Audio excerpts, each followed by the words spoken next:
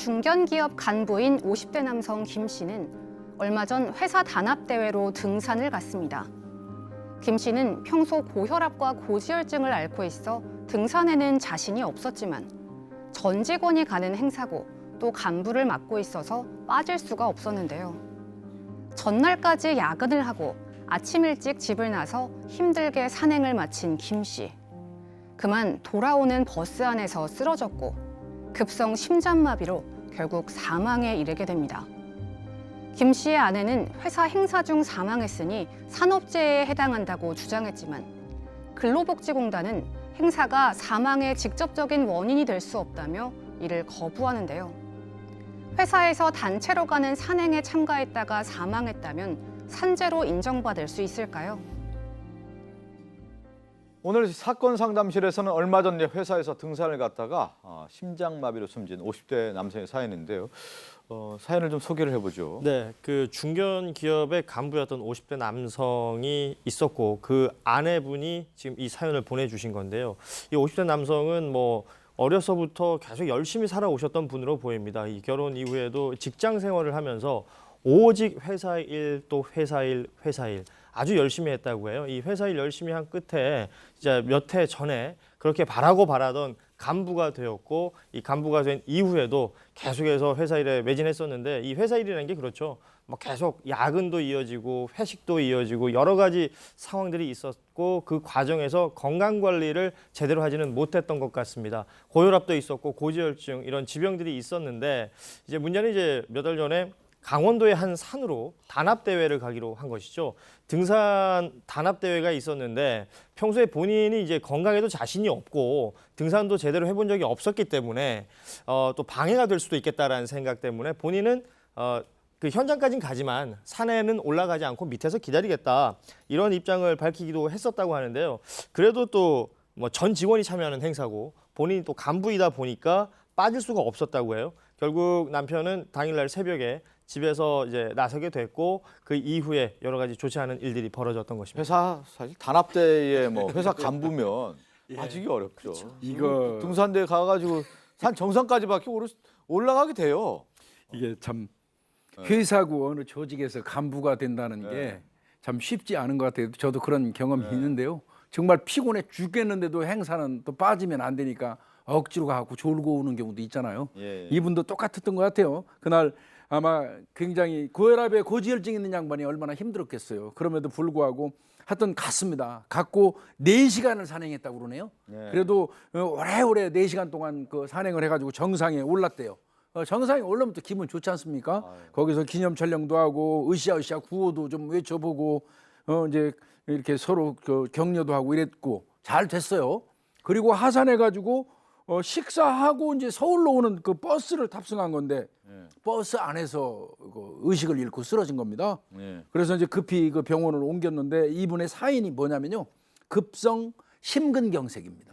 그래서 갑작스럽게 이제 사망하게 되는 그런 결과가 나왔습니다. 일이네요. 이제 회사 이렇게 등반대에 가서 돌아오는 버스 안에서 숨지고 남편이 이제 장례식을 치르고 나서 아내 입장에서는 이게 이제 회사 일로 갔으니까 당연히 이제 산재가 되지 않겠냐라고 신청을 했는데 근로복지공단에서는 거절을 했습니다. 그렇죠. 남편의 사망도 힘들지만 힘든 건 힘들이고 또 현실은 현실이죠. 당장 먹고 살 생활비 필요하고요. 또 아이들 있으니까 아이들 교육비 들어갈 테고 집 대출받아서 지금 살고 있는데 대출 이자 내야 되고요. 또 양가 부모님들 용돈까지 부부가 다 주고 있었던 모양이에요. 그러니까 당장 양가 부모님들 생활비도 없는 상황에 아내도 맞벌이 부부도 아니고 전업주부로만 살았던 분이다 보니 당장 이 일을 어디서부터 어떻게 감당해야 될지가 전혀 지금 모르는 아주 힘든 상황에 놓인 거죠. 그러다 보니까 이제 근로복지공단에 찾아가서 회사 업무상, 그러니까 산행도 회사의 일이었었으니까요. 회사 업무상 갔다가 사고를 당했으니까 산업재해 신청을 좀 하러 왔다라고 했더니 근로복지공단에서는 거절을 합니다. 왜냐하면 앞서 남편이 지병이 좀 있었다 그랬잖아요. 그러니까 이 사망의 원인이 회사 업무 스트레스나 과로 때문은 그러가라고 확실하기가 어렵고 아내의 주장대로 회사의 일정인 사나이 갔다가 이런 거다라고 말은 하지만 산행 와중에 쓰러진 것도 아니고 산행 다 끝나고 돌아오는 차 안에서 쓰러진 것이 지병 때문에 그렇게 된 것인지 산행 때문인 것인지 명확하지 않기 때문에 이건 산업재해로 보기가 어렵습니다라고 아내의 신청을 거절을 한 겁니다. 아, 그런데 아내 입장에서는 남편이 실제 회사 일로 간 건데 그렇죠.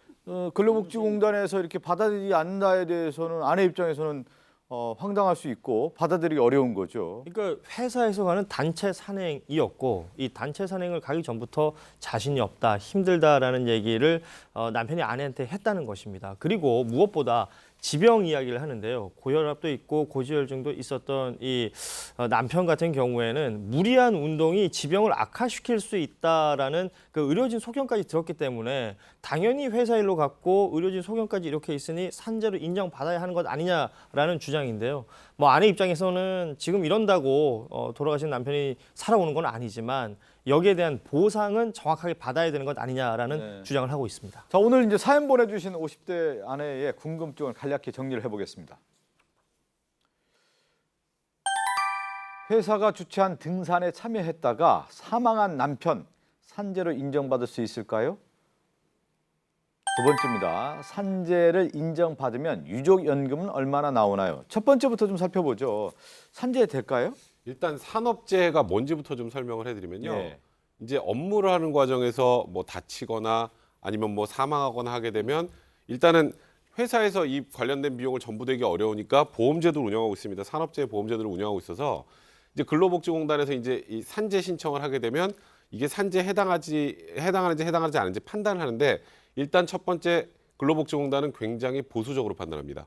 왜냐하면 이 보험금을 가지고 아무나 다 줘버릴 수는 없기 때문에 일단 법원의 판례로 축적된 걸 제외하면 산재를 잘 인정 안 해줘요. 예. 그래서 결국 이게 재판으로 가는 경우가 많은데 제일 중요한 건 이제 업무랑 연관성이 있느냐 그리고 회사의 지휘 감독하에 있느냐인 거예요. 그러니까 회사의 지휘 감독하에 있느냐라는 건 회사에서 전원 참석, 등산대에 다 나와. 그럼 이건 사실상 산행이지 업무는 아니지만 업무의 연장으로 보는 거거든요. 그래서 우리가 보통 예를 많이 드는 게 회식입니다. 회식. 그렇죠. 회식하고 사고가 났을 때 이게 어떨 때는 업무상재해가 되고 어떨 때는 안 되는 경우가 있는데 그럴 때 제일 중요한 게 쉽게 말해서 오늘 부서 회식이니까 다 나와. 인 거면 이제 이것도 업무로 보는 거고요. 그냥 자기들끼리 몇 명 모여서 술 한잔 더 하고 2차 가는 경우는 이제 업무상재해가 안 되는데 이번 사안의 핵심은 업무 연관성이 인정되는데 어렵지 않아요. 아, 이건 당연히 회사에서 주관하는 산행이었으니까. 근데 그렇죠. 문제는 그 다음 단계로 인과관계 문제입니다. 이게 네. 만약에 산행을 하다가 위험한 곳에서 낙상을 해 사망을 했다. 아. 이건 100% 업무상재해죠. 그런데 그렇죠. 산행 끝나고 끝나고 나와서 버스에 타서 갑자기 쓰러졌으니까 아. 이게 그냥 지병 때문에 사망한 것이면 사실 이건 업무상재해가 아니란 네. 말이에요. 그러니까 그 부분이 결국 이게 논란이 될 수 있는 부분입니다. 아니, 좀 쟁점이 될 수밖에 없겠네요. 그러니까 최근에 와서는 이제 업무상 재해 부분에 대해서 많이 법원에서 인정하는 경향이 있습니다. 공단에서는 적게 하면 그거에 대해서 소송으로 가는 경우가 많은데 가장 중요한 거는 지금 백변에서 설명했지만 업무 연관성하고 지휘 감독을 보고 있습니다. 그 회식에 뭐 상급자가 있는지 법인카드를 썼는지 뭐 이런 것들까지 판단하는데 이 사건은 조금 달리 볼 수는 있어요. 일단 업무상의 연장성은 분명히 맞는데 이 돌아오는 버스 안에서 지금 문제가 됐기 때문에 근데 만약 출퇴근하는 버스 안에서 문제가 됐으면 이거는 당연히 업무상 재해가 됩니다. 근데 이제 돌아오는 버스가 문제가 될 수가 있는데 법원 판례 중에 하나가 있습니다. 평균인을 기준으로 하지 않고 당해 근로자를 기준으로 그 사람이 왜 이렇게 사망하게 됐고 그런 병이 발생했는지 예. 판단하기 때문에 아마 이 사람의 뭐 지병, 뭐 고지혈증이나 이런 부분들은 그 사람이 있다 해가지고 큰 문제는 없을 것 같고요. 그게 발병이 됐고 또 그 전에 등산을 했다 그러면 인과관계 정도로 인정할 수 있지 않을까 저는 그렇게 좀 보입니다. 근데요, 예를 들어서 이 지병이 형성이 됐던 게 업무 과도한 스트레스 때문에 된 거라면 또 모르겠습니다만 일단 약간 출퇴근 시에 그 사고 말씀을 하셨죠. 예. 과거에는 출퇴근하는 경우에도 뭐 회사에서 버스를 이렇게 공급해주거나 하는 경우가 아니면은 업무상재를 인정 안 해줬어요. 출퇴근 중에 사고를. 근데 최근에는 이제 바뀌었습니다.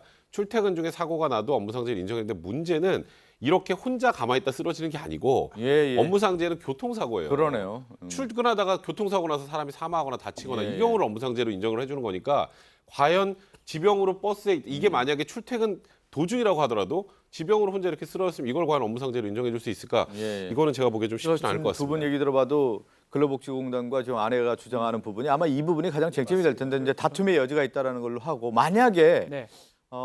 산재로 인정받는다면 유족연금은 어느 정도 받을 수 있을까요? 유족 급여를 받을 수가 네. 있는데 유족연금을 뭐 다 받을 수 있는 건 아닙니다. 일정 보험 급여가 정해져 있는데요. 일반적으로 기본 급여가 기초 인정 금액의 100분의 47 정도를 받을 수가 있어요. 그걸 받을 수 있고 가산을 좀 해줍니다.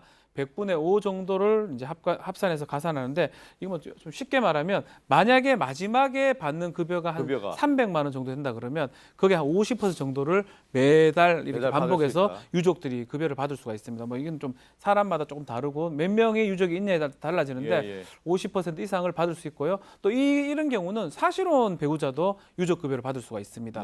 그런 부분을 참조해서 신청을 하면 될 것 같습니다. 그러네. 지금 가장 저희가 얘기한 것처럼 이제 그 등반 끝나고 돌아오는 길 버스에서 사망했는데 그것이 과거에 남편이 이제 병에 의해서 사망한 것인지 등반 이후에 그 영향에 의해서 사망한 것인가 상당히 쟁점이 될 건데. 교통사고라면 명백하게 업무상 재해인데요. 그러네요. 교통사고가 아니라 가만히 있는 상태에서 사망을 했기 때문에 이제 업무상 재해 여부가 이제 논란이 되는 말씀드린 상황입니다. 것처럼 이제 다툼의 여지는 분명히 있다라고 좀 말씀드리면서 함께 사는 세상으로 갑니다.